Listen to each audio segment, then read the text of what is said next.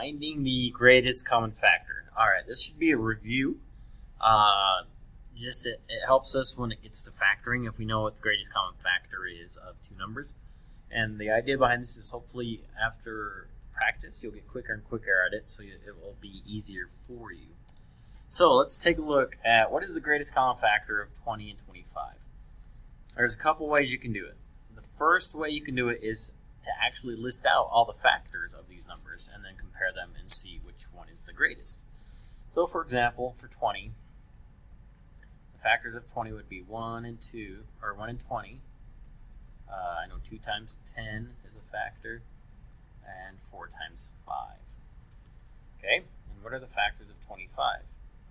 Well, I know 1 and 25, and 5 times 5, and that's it.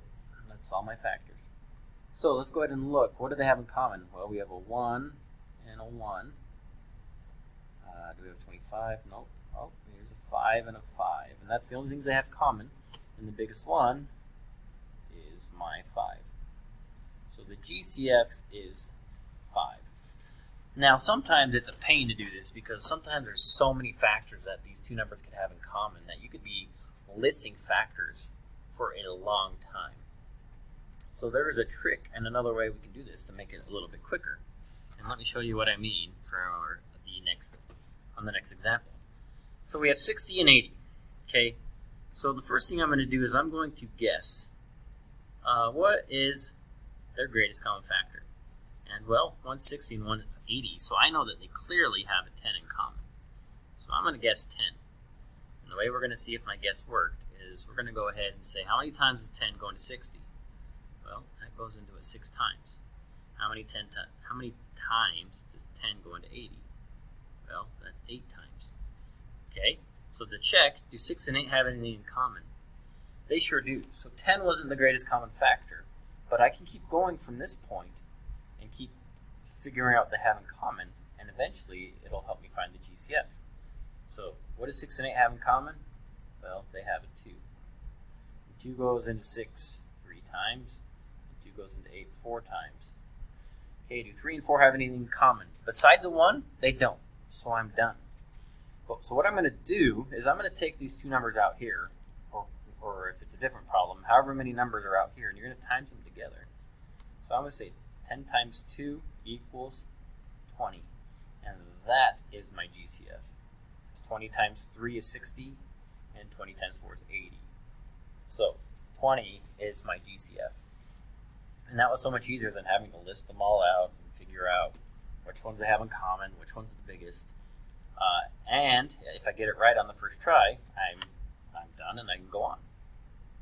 So for example, let's see 18 and 81.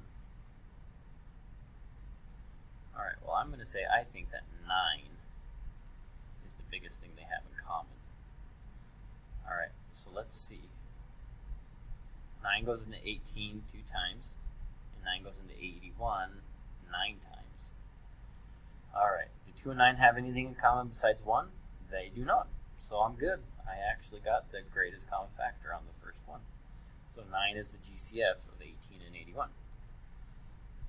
Okay, let's try 32 and 48.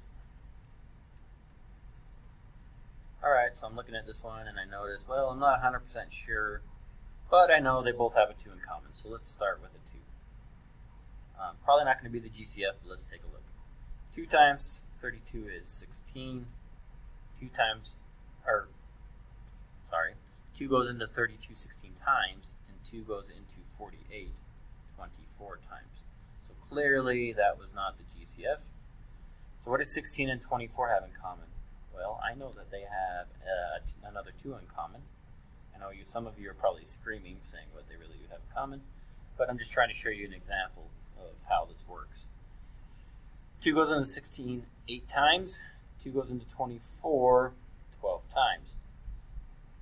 Alright, so do 8 and 12 have anything in common? They sure do, so I keep going. I know that they both have a 4 in common. 4 goes into 8 2 times. 4 goes into 12 3 times. And do 2 and 3 have anything in common? They don't. So I'm going to take my 2 times 4 my GCF is 16.